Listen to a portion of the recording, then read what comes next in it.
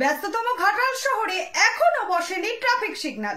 শহরের রাস্তায় ক্রসিং পয়েন্টে ইচ্ছে মতো রাস্তা পারে পারে বিপত্তির সম্মুখীন হয়ে পড়েন অনেকে। ইচ্ছে মতো তাক বুঝে মর্জি মতো রাস্তা পার হতে গিয়ে দুর্ঘটনা ঘটে মাঝের মধ্যেই।